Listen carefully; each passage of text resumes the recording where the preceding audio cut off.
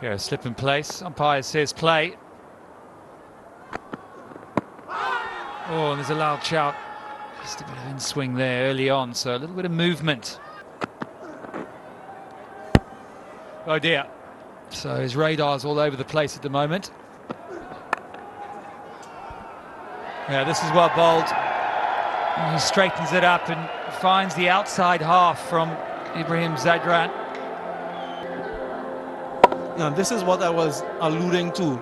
There was that overcompensation in the line, and because there is no boundary riders offside, once you beat that inner field, it's always going to be 4. Oh, it's majestic.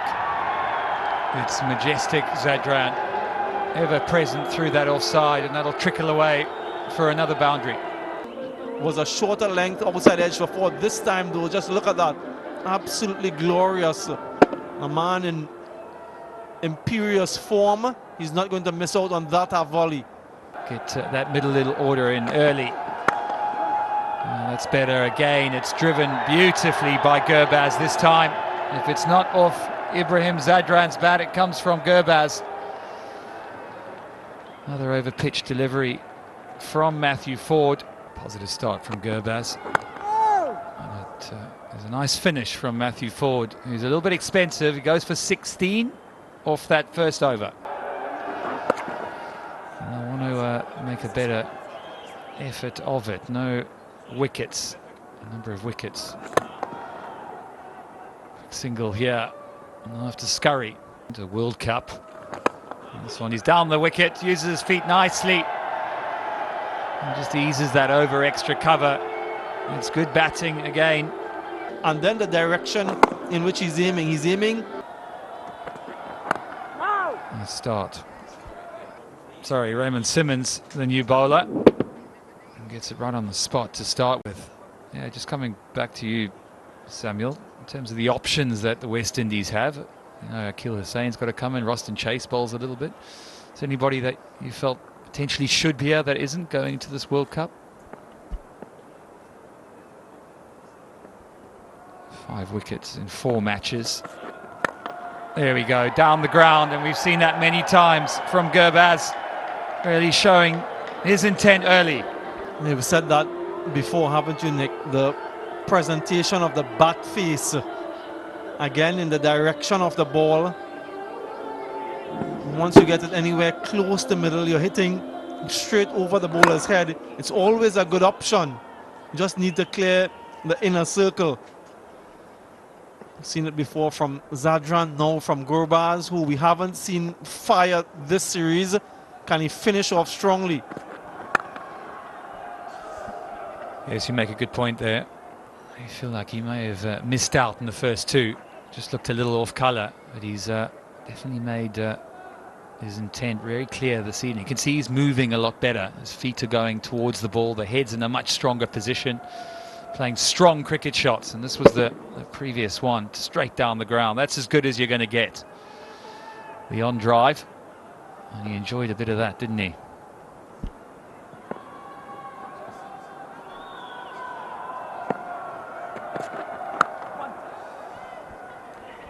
Yeah, just to answer your previous question about other options in the West Indies, and to be fair, there aren't too many to select from.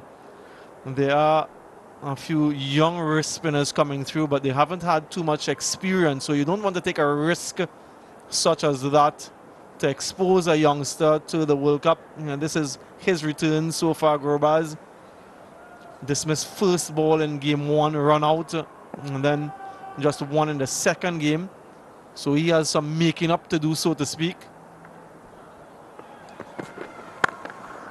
Yeah, width on offer this time, doesn't quite get the timing. We've seen the all too familiar timing through the offside from Ibrahim Zadran.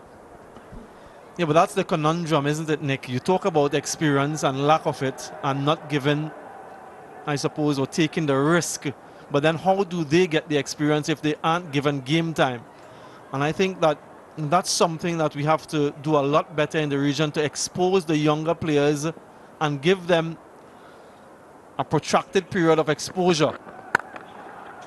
That is timing again, but there is protection out in the deep, so it should just be 2. Give them the exposure, give them the experience so that they can build their repertoire.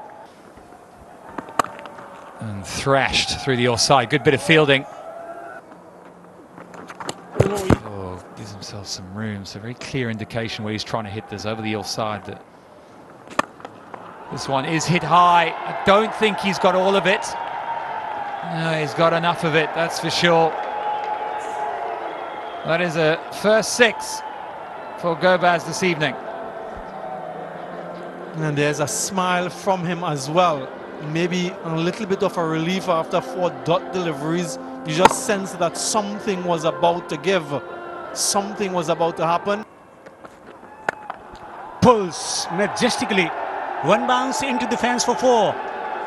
Emphatic stroke from Ibrahim. Ibrahim Zadran installing belief, imposing himself with commanding shots. Look at that. Full control in the shot.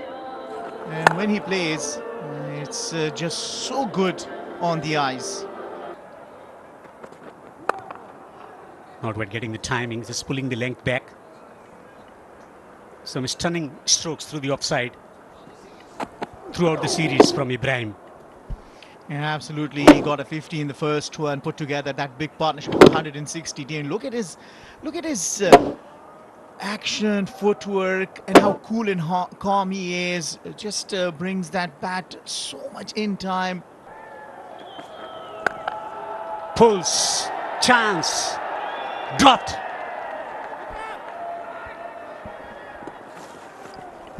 You know, one thing is common as well in his 3 innings so far in this T20I series, that in all the 3 matches, Ibrahim Zadran has been given a life. In the first match, he was dropped a couple of times. In the last match, he was dropped when he was on 5. And this time around, once again, a tough chance. He is on 20 and he gets a life. Springer doing the sprinting, but just not enough.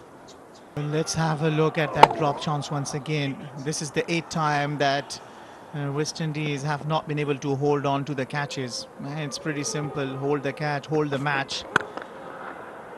Well, on a given day, whenever it is played well, it is just so good on the eyes, the car drives. After 5, it's 42 without loss. The last you saw was Dada, who produces things so well.